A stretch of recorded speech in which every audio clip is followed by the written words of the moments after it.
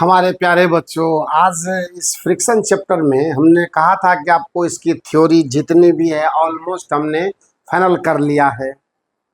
आप लगातार पढ़ते रहिए, लगातार मेहनत करते रहिए।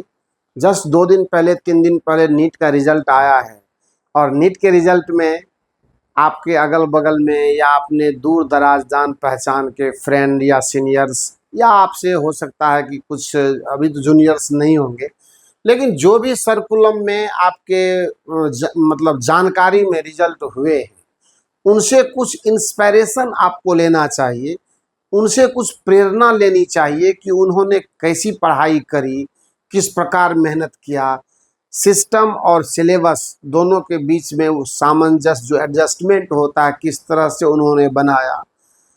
हर सक्सेस इंसान स्टूडेंट किसी भी फील्ड में हो या कोई फेल्योर भी है, वो बार बार ये कहते हैं कि हमको टाइम नहीं मिला, हमको टाइम नहीं मिला। तो उस इंसान से जाकर के आप पूछिए कि उसी 24 आवर्स का अरेंजमेंट उन्होंने इस तरह किया कि वो अपने लिए सेल्फ स्टडी का मैक्सिमम टाइम निकाल पाया और आज रिजल्ट उनके हाथ में है।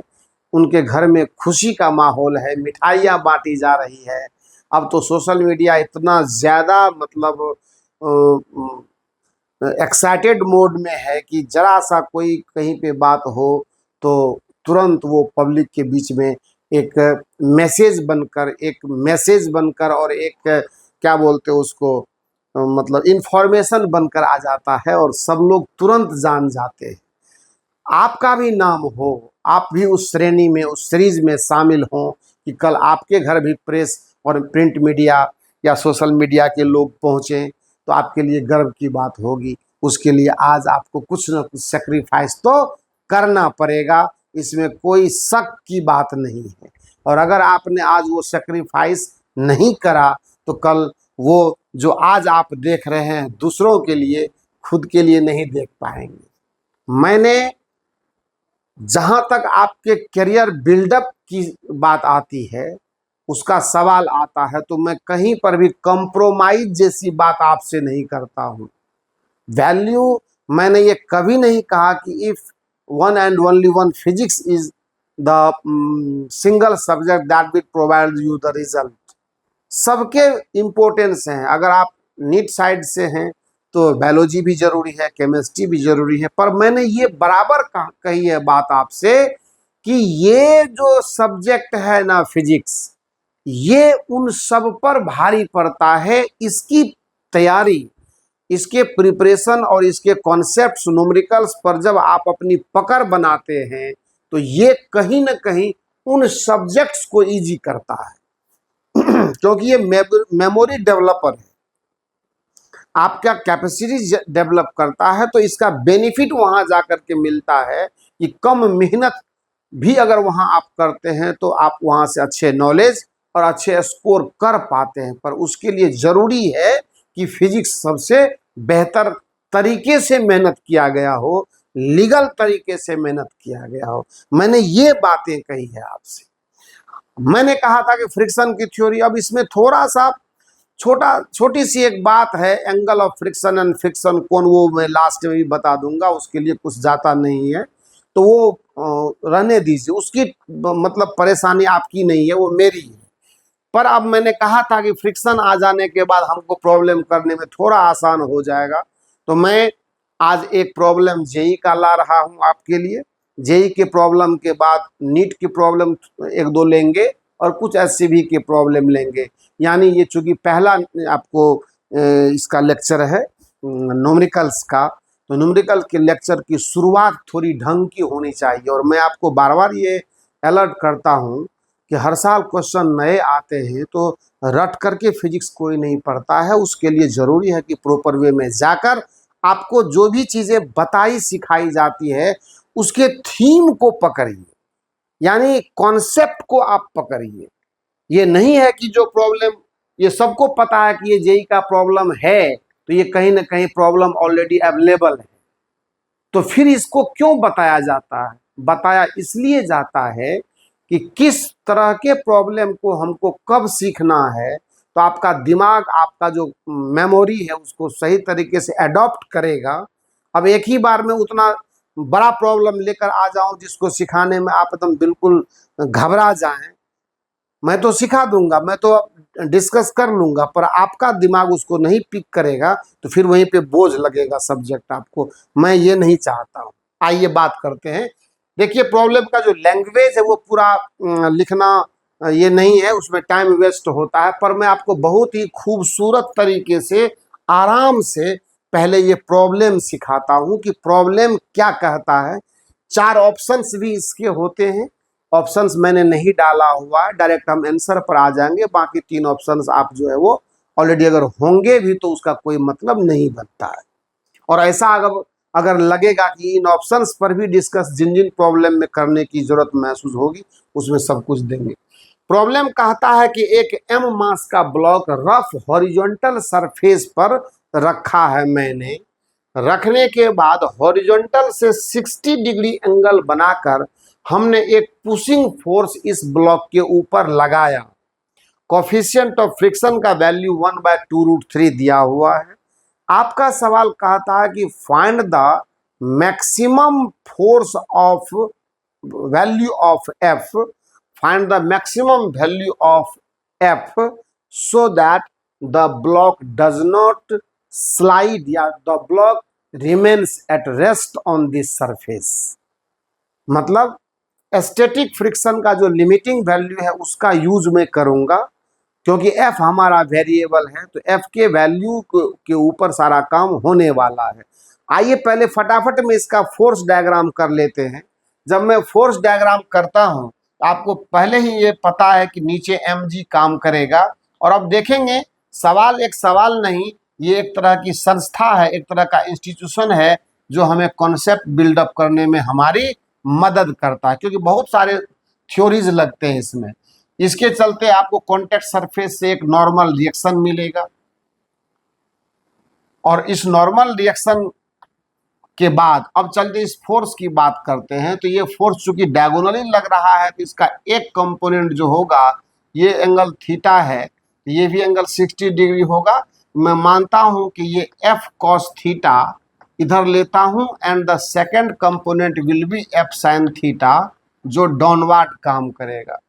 अब अगर इस ब्लॉक के रेस्ट में होने की बात मैं कर रहा हूं तो जाहिर सी बात है कि फ्रिक्शन इधर लगेगा, एफ एस होगा, क्योंकि sliding tendency F cos theta ने इस इधर की तरफ लाया हुआ है। ये है इसका स्लाइडिंग टेंडेंसी। स्लाइडिंग टेंडेंसी इस ब्लॉक का इस डायरेक्शन में है, और अगर इस ब्लॉक इस डायरेक्शन में इसका स्लाइडिंग टेंडेंसी है तो ऑब्वियस है कि फ्रिक्शन का फोर्स उसके अपोजिट में काम करेगा। और चूंकि ये ब्लॉक स्लाइड नहीं कर रही है तो फ्रिक्शन स्टैटिक होगा। ये तमाम चीजें जब हमने कर लिए तो आइए फोर्स डायग्राम कर लिया तो मैंने इक्वेशन ऑफ मोशन लिख देना है। तो सबसे पहले n का जो वैल्यू मैं लिखूंगा वर्टिकल इक्विलिब्रियम के लिए, net upward force equal to net downward force, this is mg and this is f sin theta. So n will be equal to mg and plus f sin theta. Last में रख देंगे value. अभी जो मैं expression लेने जा रहा हूं ऐसा आप 2-3 सवाल आपके लिए आने वाला है, तो आप उसके लिए चिंता न करें। बहुत क्लासिकल प्रॉब्लम फ्रिक्शन चैप्टर में है और मैं जरूर आपसे शेयर करूंगा। अभी न्यूटन्स लॉ में भी एक आध सवाल ऐसे हैं जिन पर अभी मैंने चर्चा नहीं करा है, वो भी आएगा, एक ही साथ नहीं लाया था मैंने। अब आइए देखिए, हॉरिजॉन्टल इक्विलिब्रियम की भी कहानी है। तो एफ कॉस थीटा जो है वो बैलेंस होगा किससे, इस एफ एस से, एंड लिखेंगे F cos theta equal to F S. ये इक्वल टू इक्वेशन नंबर 2। अब प्रॉब्लम हमको थ्योरी और ये सारा चीज आ गया, आप सॉल्व करते हैं। आपको पता है कि एफ कॉस थीटा जो है ये होगा म्यू और इंटू एन के, लेकिन एन का वैल्यू आपको इक्वेशन नंबर 1 से पता है, तो ये हो जाएगा mg और प्लस एफ साइन थीटा। यहाँ से अगर आप ध्यान से देखें तो ये हो जाएगा एफ कॉस थीटा, चूंकि मुझे एफ लाना है तो मैं एफ को एक साथ लाता हूँ, minus mu F sine theta, और ये इक्वल टू हो जाएगा किसके, ये होगा म्यू इंटू mg के, क्योंकि इधर तो यही बच गया, ये आ गया आपको लेफ्ट साइड में। अगर मैं इसमें से f कॉमन निकालता हूं तो मेरे पास हो जाएगा cos theta minus mu sine theta equal to mu m g. अब देखें यहां ध्यान से क्या मिलने वाला है।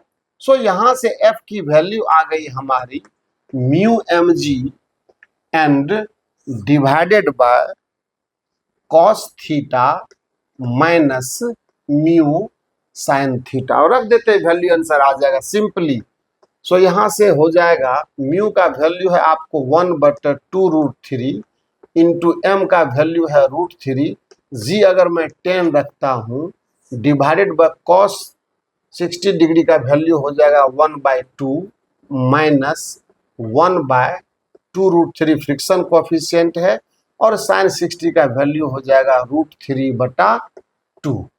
अब देखिए यहां से ये √3 इस √3 से मरेगा, आसान है।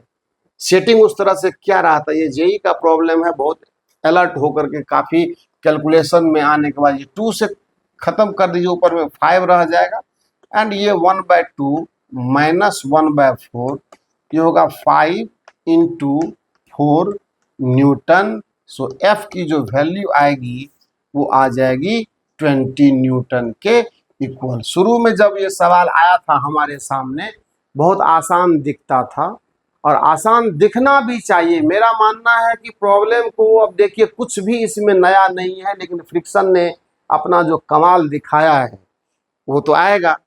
इस हिसाब से देखिए इस प्रॉब्लम को हम लोगों ने अपने अंजाम तक पहुंचाया। So maximum force will be, और मैक्सिमम इसलिए क्योंकि ये आपको पता है कि जब इसको स्लाइडिंग से रोकने की बात है तो स्टैटिक फ्रिक्शन तो अपना पूरा दम लगाएगा, और जब स्टैटिक फ्रिक्शन अपना पूरा दम लगाएगा तो वो कहाँ तक जाएगा, लिमिटिंग फ्रिक्शन तक जाएगा, और लिमिटिंग फ्रिक्शन का वैल्यू तो म्यू इंटू एन होता है, आपको तो पता ही है। इसीलिए उस समय में फोर्स मैक्सिमाइज हो जाएगा, अप्लाइड फोर्स। तो बाकी और कोई इसमें मैथमेटिक्स लगाने की जरूरत नहीं है। तो जेई के इस प्रॉब्लम को कर लिया हम लोगों ने। अब आइए चर्चा करते हैं, कुछ नीट की तरफ इशारा करते हैं और देखते हैं कि नीट में क्या कह रहा है। आइए उसकी भी बात कर लेते हैं। ढंग का ही प्रॉब्लम रहेगा। इसको मैं इरेज करता हूं, आप इसको पॉज करके नोट करोगे तो आपको टाइम वेस्ट नहीं करना है। जहां लगता है कि मुझे ये करना चाहिए, ये मुझे सीखना चाहिए, ठीक है, नहीं सीखना चाहिए तो थोड़ा सा टाइम लेकर के आप इसको समझ लेंगे। अब देखिए 2023 का ये क्वेश्चन है नीट का, ये 2023 का ये क्वेश्चन है। इस पर हम लोगों ने इस तरह से काम किया हुआ है। प्रॉब्लम क्या कहता वो देखिए, एक इंक्लाइंड सरफेस है कोई, और इस इंक्लाइंड सरफेस का इंक्लिनेशन दिया हुआ है आपको 30 डिग्री। ये प्रॉब्लम में ऑलरेडी है। यहाँ पर एक ब्लॉक है एम मास का, और यहाँ का जो फ्रिक्शन कोफिशिएंट म्यू है उस म्यू का वैल्यू दिया हुआ है 1/√3। आपको ये साबित करना है कि इस ब्लॉक के ऊपर नेट फोर्स की वैल्यू कितनी होएगी। अगर ब्लॉक का जो मास है, कहता है block of mass 2 kg, block का मास दिया हुआ आपको 2 kg के इक्वल है ना। और तब कहता है is placed on inclined rough surface of coefficient of friction mu if g equal to 10 metre पर second square then find the net force। अब आइए देखते हैं, म्यू का वैल्यू आपको उपलब्ध है ही है, एम का वैल्यू उपलब्ध है ही है, और जी यूज करता है आपको 10 मीटर पर second square. We need to calculate the net force on this block placed on rough inclined plane. हमें कुछ नहीं करना है, जो होता है आपको तो पता ही है कि अगर मैं ये कहूँ कि नीचे की तरफ फोर्स mg लग रहा है तो इधर तो नॉर्मल लगेगा। अब जब इसमें इधर की तरफ आप यही थीटा लेते हैं तो ये कंपोनेंट हो जाएगा हमारा mg cos थीटा। अच्छा, इधर की तरफ जो फोर्स जनरेट होगा वो होगा mg sin थीटा। प्रॉब्लम ने ये नहीं कहा है कि नेट फोर्स का वैल्यू इसके ऊपर जो है वो निकालना ही है। अब नेट फोर्स से हमारा मतलब ये है, गौर से समझेंगे, एक तो कंफर्म है कि n equal to mg cos theta है, बिकॉज ये इस तरह परपेंडिकुलर टू द प्लेन जो है ये ब्लॉक इक्विलिब्रियम में है, तो ये तो क्लियर है। तो यहाँ तो नेट फोर्स 0 हो गया आपको, n इक्वल टू जब mg cos थीटा हुआ तो अब ये इधर वाला फोर्स इधर के बराबर हो गया, तो ये तो नेट फोर्स 0 है, यहाँ तो कोई तकलीफ की बात ही नहीं है। अब इस प्लेन के अलोंग देखिए, प्लेन के अलोंग आपको मजा आना चाहिए। अब आप देखिए कि mg sin थीटा जैसे ही, सपोज कीजिए मेरे को नहीं मालूम है कि ये ब्लॉक नीचे स्लाइड करेगा नहीं करेगा, क्योंकि अभी कुछ नहीं कर सकते।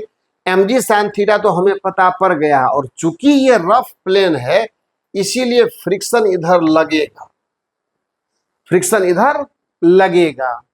अब हम ये देखना चाहते हो जिसका वैल्यू मैं अलग अलग निकालता हूं, और फ्रिक्शन को, चूंकि एक बात तो तय है कि जब mg sin थीटा इस पर ड्राइविंग फोर्स के रूप में काम कर रहा है और इनिशियली ब्लॉक रेस्ट में मान लेते हैं हमने प्लेस करा है, अलग से कोई एडिशनल फोर्स नहीं दिया है, तो पहले तो ये देखना होगा कि mg sin थीटा इस f को काउंटर करने में संभव है कि नहीं है।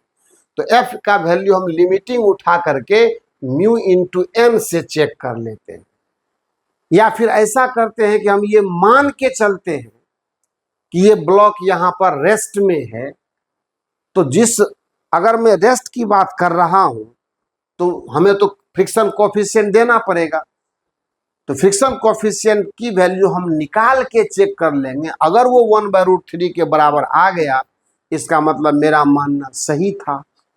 या फिर मैं अलग से mg sin थीटा और म्यू mg cos थीटा का वैल्यू निकाल के चेक कर लूंगा, अगर मैं इस म्यू को सपोर्ट देता हूं तो। अगर दोनों फोर्स बराबर हो गए तो उस कंडीशन में भी हमें पता पड़ जाएगा कि ब्लॉक रेस्ट में है। ठीक है, ये दोनों तरीके हैं, हमें जो तरीके पसंद हो बात वहीं की वहीं आएगी। आइए लेट द, यही प्रोसेस अप्लाई कर लेते हैं, रेस्ट में मानते हैं, एफ निकाल के म्यू निकाल के चेक कर लेते हैं। ब्लॉक इज एट रेस्ट, तो ब्लॉक जब एट रेस्ट में है देन क्या हो जाएगा, mg sin theta equal to हो जाएगा एफ के, और ये F equal to mu into N होगा, म्यू इंटू एन होगा, और एन बराबर है mg cos थीटा के। सो यहां से हो जाएगा mg sin theta equal to mu mg cos theta. अब m से m देखिए, mg से mg पूरा हटा दीजिए, तो अपन के पास आता क्या है, अपन के पास आता है sin theta equal to mu cos theta, and इस हिसाब से अगर देखा जाए तो tan थीटा की वैल्यू कितना आ रही है, म्यू आ रही है। सो म्यू का वैल्यू, थीटा का वैल्यू हमारे पास 30 डिग्री दिया हुआ है, and this comes out to be 1/√3। So हमारा कैलकुलेशन जो हमने ये माना था कि ब्लॉक रेस्ट में है, इसका मतलब नेट डाउनवर्ड फोर्स जो वो upward, sorry down the plane force जो वो अप द प्लेन फोर्स के हमने बराबर माना, और जब बराबर मान करके हमने सॉल्व करा तो हमें म्यू का वैल्यू 1/√3 आया। इसका मतलब क्या हुआ, ब्लॉक जब रेस्ट में है इसीलिए कह सकते हैं कि नेट फोर्स है ना बराबर 0, एकदम 100%। जब सिस्टम रेस्ट में है तो नेट फोर्स 0 है, जिसमें से ये वाला फोर्स 0 है ही, ये वाला फोर्स का भी रिजल्टेंट 0 हो जाएगा। तो इसलिए ऑप्शन जो है इसका, इसमें दिया हुआ है समथिंग समथिंग, और एक ऑप्शन में 0 भी है, तो 0 option is the correct option. यही हमारे इस सवाल का क्या हो जाएगा, आंसर हो जाएगा।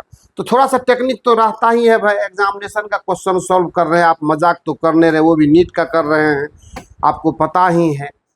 अब देखिए नीट का ही एक और सवाल हम आपके लिए शेयर करते हैं, आप घबराएंगे नहीं, परेशान नहीं होंगे, मैं बार बार कह रहा हूँ।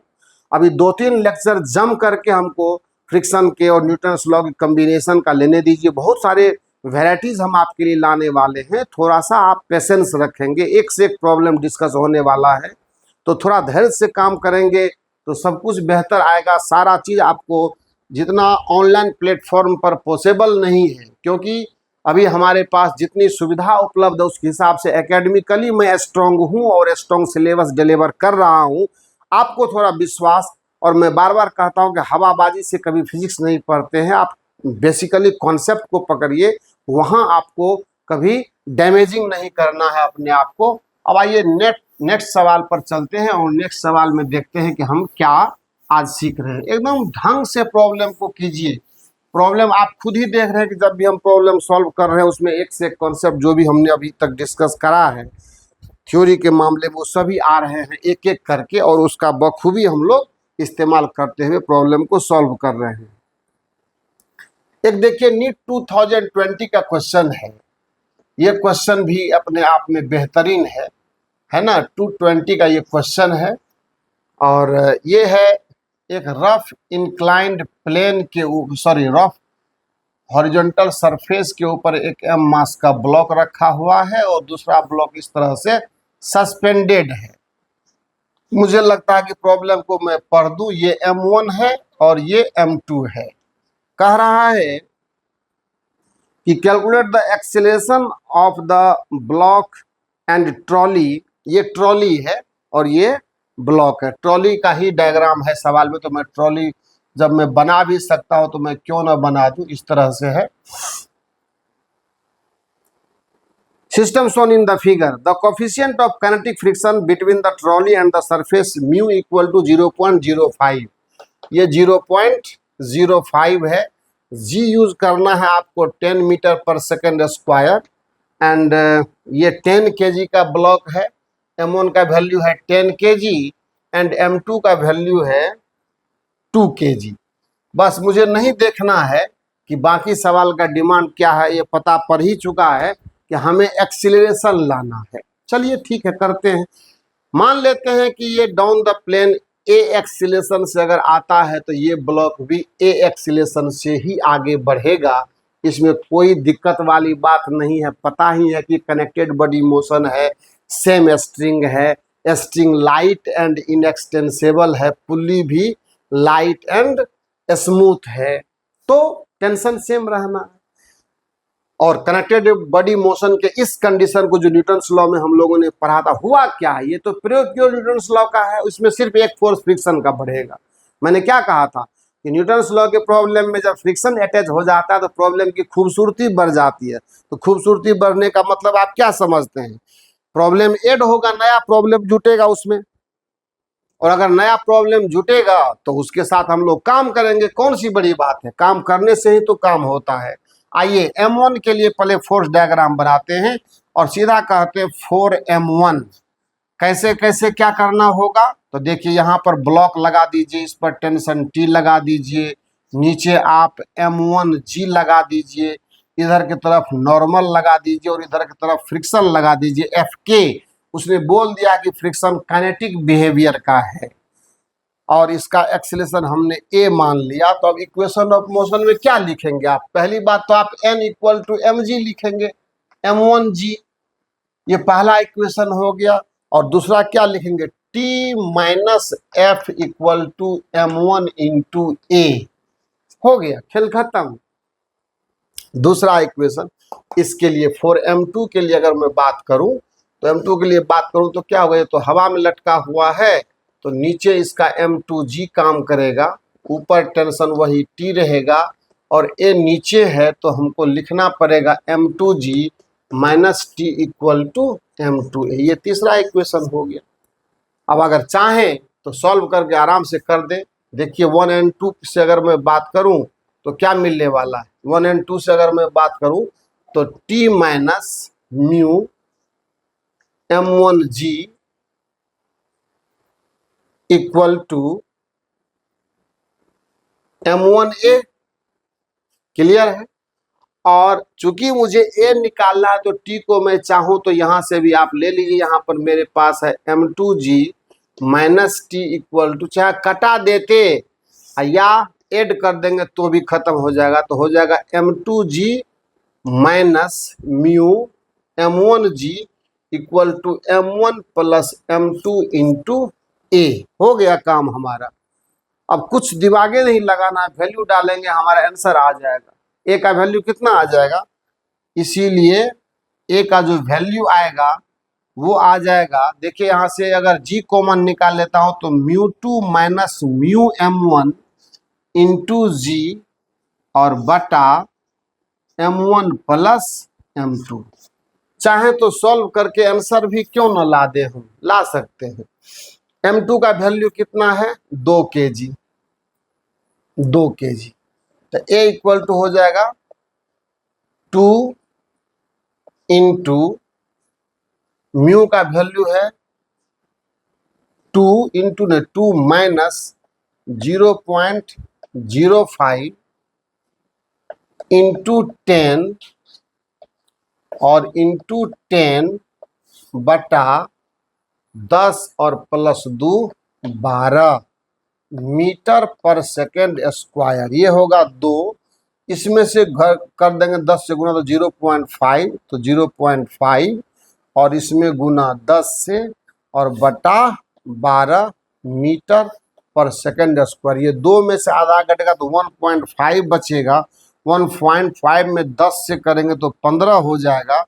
15 बटे 12 ए का मान 4, 3 पचे 15, 3 चौक 12 है ना, मीटर पर सेकेंड स्क्वायर यानी 1.25 मीटर पर सेकेंड स्क्वायर। ये मैंने किया। बाय द वे कहीं थोड़ा सा कैलकुलेशन वगैरह का भी एरर तो ऐसे नहीं के बराबर आने का चांस है, और अगर कहीं आ भी जाता है तो ये बहुत बड़ा मामला नहीं है कि आपको सर में दर्द उठेगा, लेकिन कोई बात नहीं है। 1.25 मीटर पर सेकेंड स्क्वायर ऑप्शन में है available. So this is the final answer of this question. चलिए, ये भी बात सही है कि नीट के भी प्रॉब्लम पर हमने काम कर लिया। अब आइए थोड़ा सा चलते हैं अपने उस धमाकेदार बुक के ऊपर, जिस बुक पर सारी दुनिया आज गर्व करती है, और वो बुक है कॉन्सेप्ट्स ऑफ फिजिक्स, जिसके भी 2-3 सवाल अभी शेयर करेंगे हम लोग, और फिर हर क्लास में उसका हर लेक्चर में उसको शामिल किया जाएगा, ताकि आपको उधर से भी थोड़ा सा बैकअप मिलते रहे कि नहीं। और मैं बार बार कहता हूं कि आप नीट एस्पायरेंट हो तो अभी जो मैंने जेई का एक सवाल करवाया था और जो एक्सप्रेशन आपने वहां पर देखा था mu m g by cos theta minus mu sine theta, ये एक जनरल एक्सप्रेशन है। सिचुएशन को आप रीड करके और तब वहां से आगे बढ़िएगा तो बहुत सारा ऐसा सवाल आपको मिलेगा जिसमें वो जो एक्सप्रेशन है वो डायरेक्ट यूज किया जाता है। तो उस एक्सप्रेशन के मद्देनज़र आपको थोड़ा सा अलर्ट रहना है। एक ढंग का प्रॉब्लम थोड़ा सा हम प्रयास करते हैं। यह सीवी का प्रॉब्लम है। प्रॉब्लम में फिर एक बार नहीं लिखने जा रहा हूँ, पर मैं प्रॉब्लम का सारा सिचुएशन में आपको सही तरीके से सिखा समझा देता हूँ। देखा जाए, ये फ्रिक्शन चैप्टर का प्रॉब्लम है। नंबर तो आपको बता ही देंगे, लेकिन उससे पहले सवाल को हमको इसका डायग्रामिंग सही तरीके से करने दीजिए। आप ये समझ के रखें, एचसीवी का जब भी कोई प्रॉब्लम आपके लिए लाया जाएगा तो वो प्रॉब्लम अपने आप में काफ़ी अच्छे दर्जे का होगा, और उस अच्छे दर्जे का होने का सीधा मकसद है मैं टाइम पास करना नहीं, आपको फिजिक्स सिखाना चाहता हूं, और इसीलिए प्रॉब्लम में कोई समझौते की बात मैं कभी नहीं करता। ये देखिए यहाँ पर है, और यहाँ से एक स्ट्रिंग सीधा गया है, यहाँ भी एक पुल्ली लगी हुई है, यहाँ भी एक पुल्ली लगाएंगे हम, और पुल्ली लगा करके इस स्ट्रिंग को यहाँ और यहाँ के बाद फिर वो इस डाउन द प्लेन एक दूसरे मास से अटैच्ड है। देखिए प्रॉब्लम कितना अपने आप में इस तरह का प्रॉब्लम है। क्लियर आपको दिख ही रहा है। एक सिंगल स्ट्रिंग यहाँ से इस पुल्ली से अटैच होकर के इस पुल्ली से होकर के, यानी 2 पुल्ली है एंड स्ट्रिंग सेम है, 2 मास है। ये सरफेस पर ये वेज रखा हुआ है, और यह जो सरफेस है, क्योंकि हो सकता है कि यहाँ भी फ्रिक्शन हो यहाँ भी फ्रिक्शन हो, वो मैंने अभी देखा नहीं है। सवाल को देख, पहले डायग्राम देख लीजिए, पर इतना तो कन्फर्म है कि यहाँ पर होगा। मैं सवाल को लेता हूँ आपके लिए, पूरा डिटेल देख लीजिए। कह रहा है हमारा प्रॉब्लम, हाँ M1 अगर मैं इसको कह रहा हूँ, इसको मैं M2 कह रहा हूँ, तो प्रॉब्लम कहता है कि M1 का वैल्यू है आपका 2 kg, और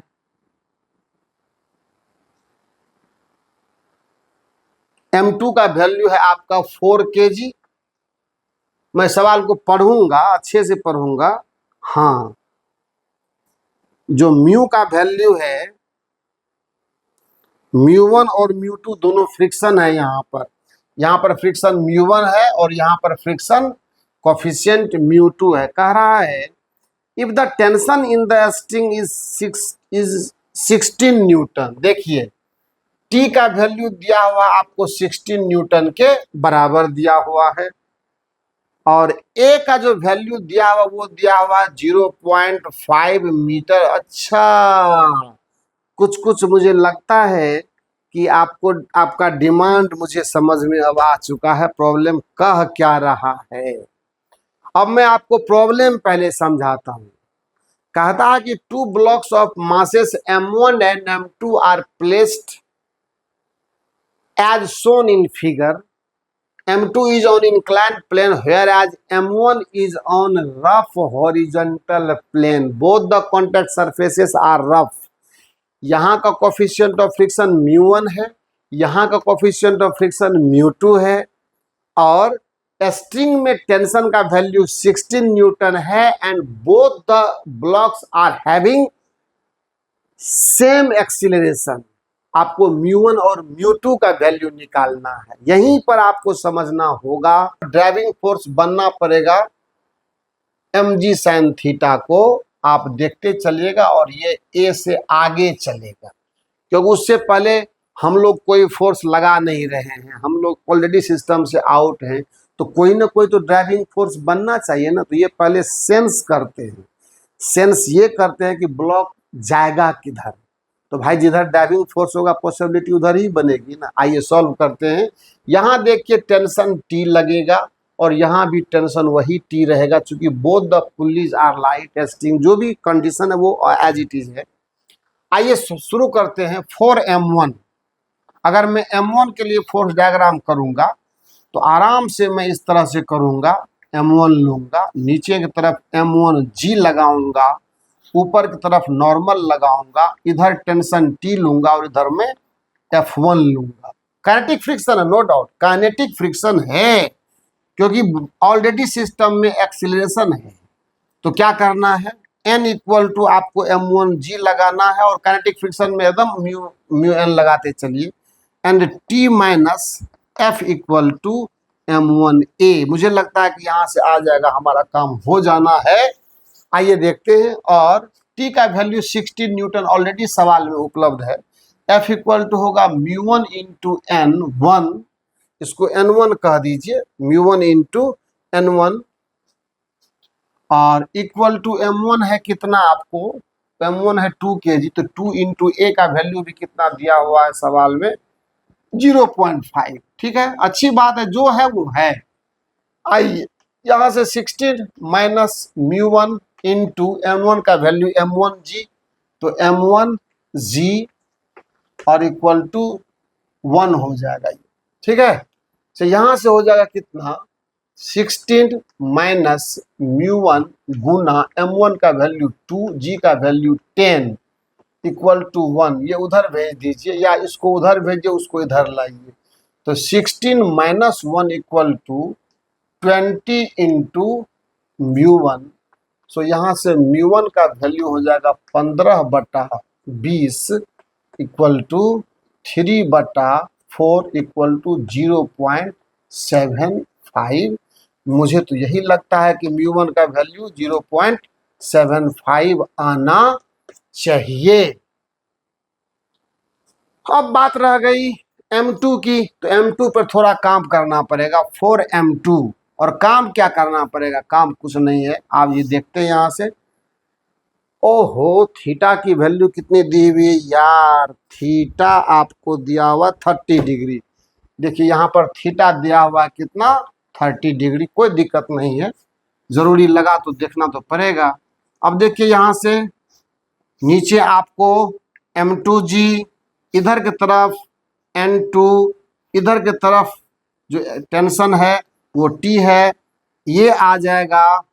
थीटा आपको वही रहेगा m2g cos थीटा, इधर क्या आ जाएगा m2g sin थीटा, a का मान वही रहेगा।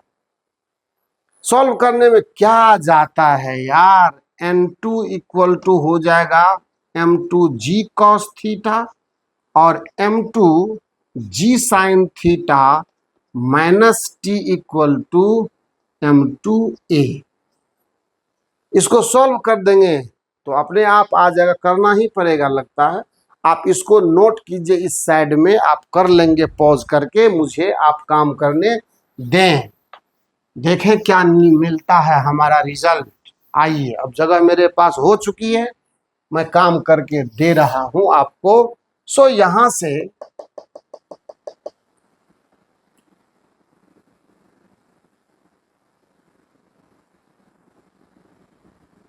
एक चीज तो मिस कर रहा है, फ्रिक्शन भी तो है, टी है और फ्रिक्शन भी तो है। देखिए F2, तो m2g sine theta minus T minus F2 equal to m2a। देखिए गलती कैसे होती है भाई साहब, ये डाउन द प्लेन जगह तो फ्रिक्शन भी तो है। आइए, तो ये हो जाएगा कितना, और m2g sine theta minus T का वैल्यू 16 है, लिख देते हैं, और plus mu two m2g cos theta equal to m2 का वैल्यू कितना दिया हुआ है, m2 की वैल्यू है 4 kg है। m2 की वैल्यू कितनी दी हुई है, 4 kg। m2 की वैल्यू 4 kg, मैंने वहां m2 नहीं लिखा था, इसका वैल्यू 4 kg है, तो कोई दिक्कत नहीं है। 4 इंटू ए, यहां से हो जाएगा बच्चा m2g sine theta minus 16 minus mu two into 4 into 10 into cos 30 degree equal to 4 into 0.5। So इसको रख लीजिए उधर, उसको ले आइए तो कितना आता है, m2 का value 4 into 10 sine 30 1/2 minus 16 minus 2, ये आधा हो जाएगा, equal to 40 into mu two into cos 30 का वैल्यू हो जाएगा √3/2। यही तो होगा, ये हो जाएगा कितना, 20 माइनस 18 इक्वल टू ये 20 √3 इंटू म्यू, ये 2 हो जाएगा, बटा 20 √3 इक्वल टू म्यू टू, इतना आ जाएगा 10 √3। सो म्यू टू का वैल्यू 1/10 √3, तो बहुत कम आ रहा है, ये तो बहुत कम आ रहा है, ये तो बहुत कम आ रहा है। m2g sine theta minus m2g sine theta minus T minus F2, minus T है आपको 16, F2 का वैल्यू हो जाएगा कितना, mu two m2g cos theta, mu two m2g cos theta equal to 4a m2a। ठीक है, m2g m2 4g का value 10 sine 30 1/2 minus 16 minus mu two निकालना है,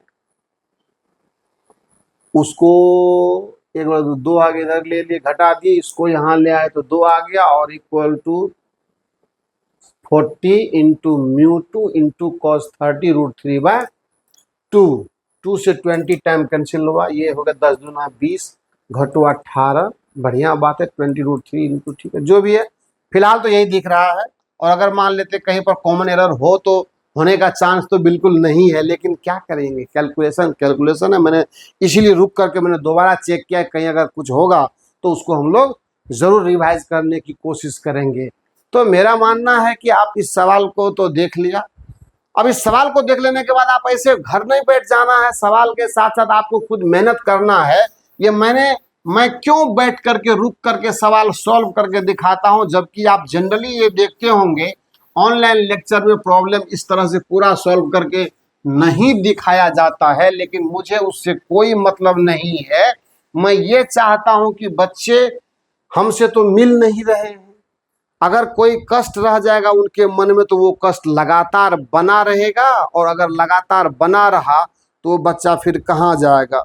एक सवाल और लेते हैं सीबी का। The friction coefficient between the table and the block shown in figure is 0.2, find the tensions in the two strings. ठीक है, बढ़िया बात है। सवाल क्या कहता है कि एक एससीबी का ये भी प्रॉब्लम हम देखा देते हैं आपको। देखिए, एक ब्लॉक है एम मास का, इस ब्लॉक को दोनों तरफ 2 स्ट्रिंग लगा दिया गया है। लगा दीजिए। सवाल तो देखने में बड़ी आसान और छोटा लग रहा था, लेकिन लगता है सवाल के अंदर कुछ बात है जो हम लोग इजी में ले रहे हैं। लेना भी चाहिए। प्रॉब्लम कौन सा हमारे सर पे बैठने वाला, हमको तो काम करके देना है। 5 kg, 15 kg और 5 kg। ये है 15 kg, ये है 5 kg और ये भी है 5 kg। आपको म्यू दिया हुआ 0.2। टेंशन इन द स्ट्रिंग निकालना, दोनों ब्लॉक में टेंशन कितना है वो निकालना है आपको। तो उसके लिए परेशान नहीं होने की जरूरत है। आप चाहेंगे तो काम आराम से होगा। ठीक है, तो देखा जाए। आपको तो पता ही है कि ये मान लेते हैं M1 मान लूँ इसको मैं, M2 मान लूँ इसको मैं, M3 मान लूँ, कोई दिक्कत नहीं है। M1 है मेरा 5 kg, M2 है मेरा 15 kg, M3 है मेरा 5 kg। क्लियर। अब स्ट्रिंग बदल गया तो टेंशन बदलेगा। मान लेते हैं ये T2 है और इसमें टेंशन T1 है। चूंकि डिसिमिलर फोर्स है, कॉमन फ्रिक्शन कोफिशिएंट है, तो मुझे लगता है और कि कहीं ना कहीं ये एक्सीलरेट होगा। तो मान लेते हैं एक्सीलरेशन की वैल्यू A है, देख लेंगे।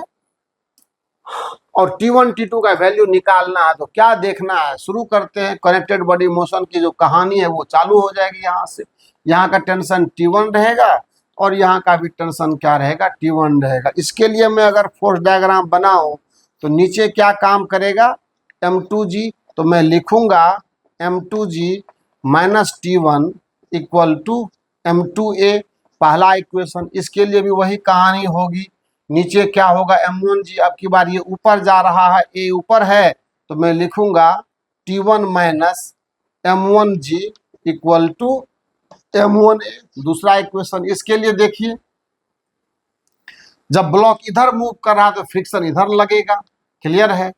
तो इसके लिए आप यहीं पर कर देते हैं। इसके लिए यहाँ पर क्या होगा, M1G नीचे काम करेगा, इसमें नॉर्मल रिएक्शन आ जाएगा बच्चा। तो हो जाएगा T2 minus T1 plus F equal to M1A। हो गया। सब कुछ आपके सवाल में अवेलेबल है। तो T2 minus T1 minus F equal to M1A है ना। तो कोई दिक्कत नहीं है, काम करने से ही तो काम होता है। A का वैल्यू सवाल में उपलब्ध है या नहीं, तो सवाल में उपलब्ध नहीं है, कोई चिंता की बात नहीं है। A भी निकालेंगे, T1 भी निकालेंगे, T2 भी निकालेंगे। आइए, तो सबसे पहले मैं क्या करता हूं, ये इक्वेशन नंबर 3 हो गया हमारा। चलिए, हो गया। अब दिमाग लगा कर क्या करते हैं ना, ये T1 T2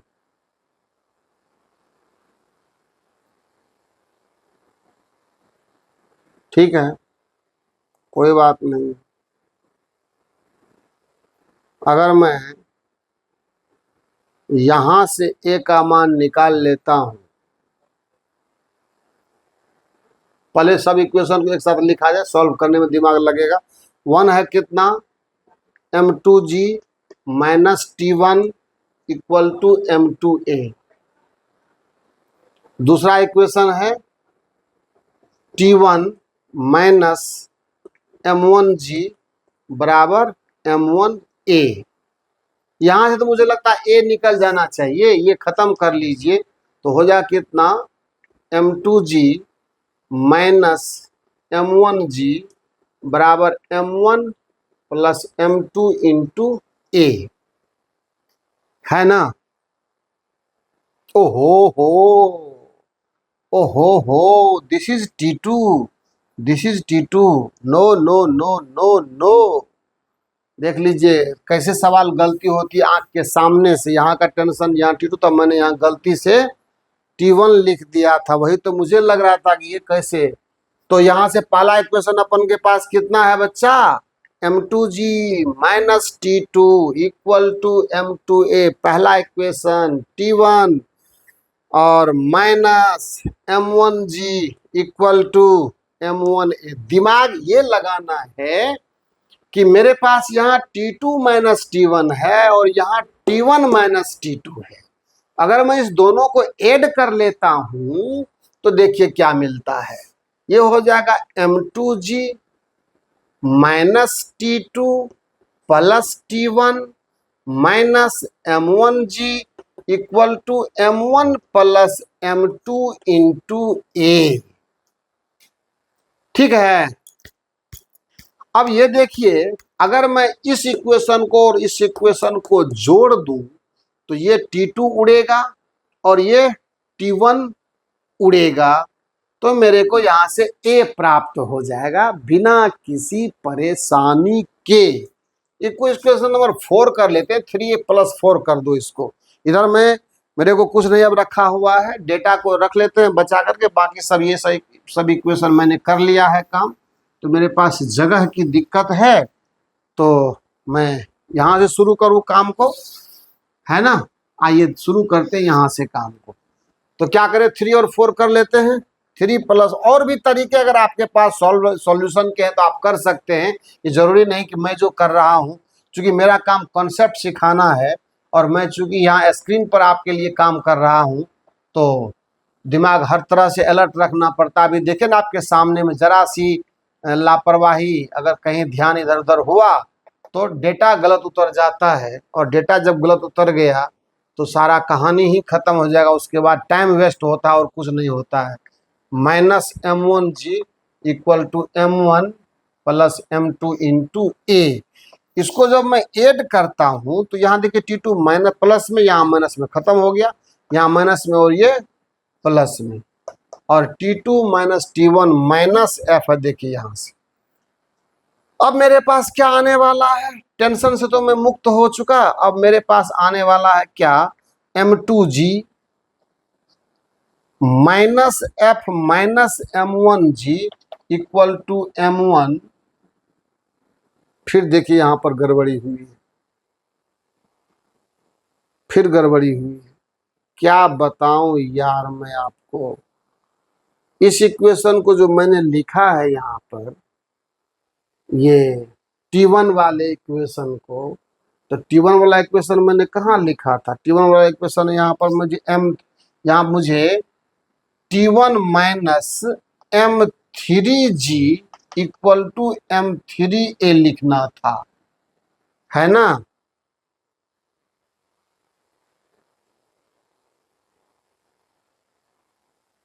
यहां देखिए M3G होगा, यहां भी क्या होगा, M3G होगा। तो कोई दिक्कत नहीं है, अभी तक प्लस T1 माइनस T2, तो यहाँ पर minus M1G equal to M2 plus M2 plus M3, ये वाला मास है ना। T1 जो है वो M3 के साथ मैंने किया हुआ, तो ये होगा M2G माइनस F माइनस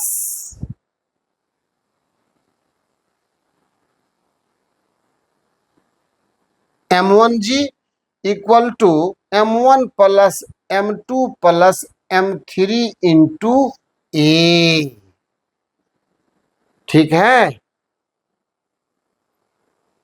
अब A का वैल्यू यहां से डाल देंगे तो सारा चीज एक बार में फटाफट फटाफट फटाफट करके निकलना शुरू हो जाएगा। सवाल देखने में कितना छोटा लग रहा था बच्चा। अब कहते देखिए 15 5 20 5 25, ये सीधा आप कर दीजिए, लफड़ा छोड़िए, ये 25A हो गया। ठीक है, इसको हटाइए, इसका काम तो मैंने वहां पर देख लीजिएगा, वहां पर जो है सो इक्वेशन मिस्टेक हुआ होगा, एरर, तो उसको वहां पर जो M3A होगा, M3A यहाँ पर देखिए ना, M3G minus T1 minus M3G equal to M3A। T1 minus M3G equal to M3A। M3 है वहां पर, वो चेक कर लेंगे, कोई बहुत बड़ी बात नहीं है वो। चलिए यहां देखिए तो अब M2G minus F minus M1G equal to 25। आप रखते चलिए वैल्यू। M2 कहाँ है भाई साहब? 15। तो 15 गुना 10 माइनस F है आपको mu into M1 into G minus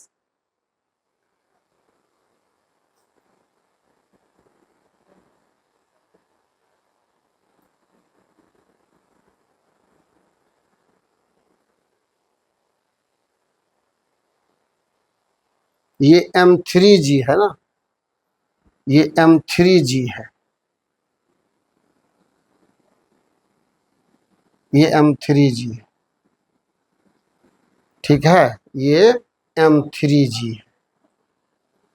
एक जगह पे थोड़ी सी चूक हो जाने के बाद, लेकिन म्यू इंटू M3G क्यों होगा भाई साहब?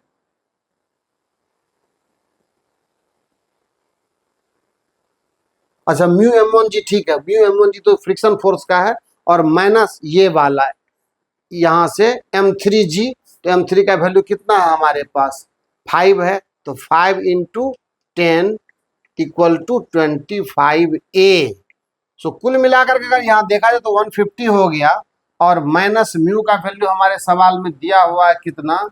म्यू का वैल्यू कितना दिया हुआ है हमारे प्रॉब्लम में? 0.2 दिया हुआ है। यहाँ देखा जाए तो 0.2 इंटू M1 का वैल्यू 5 है, और G का वैल्यू 10 है, माइनस 50 है, और इक्वल टू 25A है। सो 150 माइनस ये 2 हो गया, 5 दूना 10 प्लस तो माइनस 60 इक्वल टू 25A, और मुझे लगता है कि ये 90 हो जाएगा equal to 25A। So A का वैल्यू आ गया 90/25 मीटर पर सेकेंड स्क्वायर। अब A का वैल्यू जैसे ही हमारे पास आ गया है, एक बार फिर से चेक कर लीजिएगा, इसमें हमको कहीं ना कहीं हल्का फल्का आपका सारा इक्वेशन मैंने करके दिया हुआ है। तो एक बार फिर से इसको कहीं अगर थोड़ा बहुत लगे कि कहीं प्रॉब्लम है कैलकुलेशन में, तो आप चेक कर सकते हैं। मुझे नहीं लगता कहीं गड़बड़ी होगी, और ये कोई बहुत बड़ा इशू नहीं है, मुझे इक्वेशन करके देना रहता है, और ये फुल सॉल्यूशन की कोई बात नहीं है। अब जैसे ही A का वैल्यू पता पड़ गया, यहाँ डालेंगे T2 निकलेगा, यहाँ डालेंगे T1 निकलेगा, और यहाँ डाल देंगे तो T1 T2 अपन को मालूम है ही है।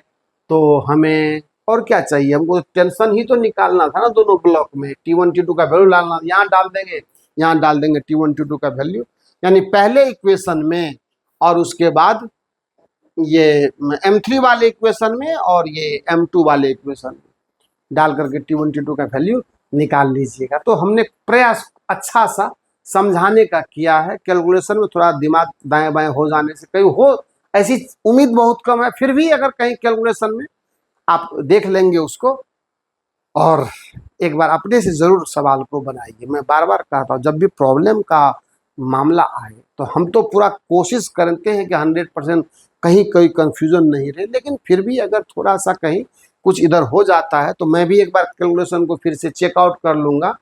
अगर कहीं कुछ मिला तो मैं नेक्स्ट लेक्चर में आपको उसको प्यूरीफाई करके दे देना है।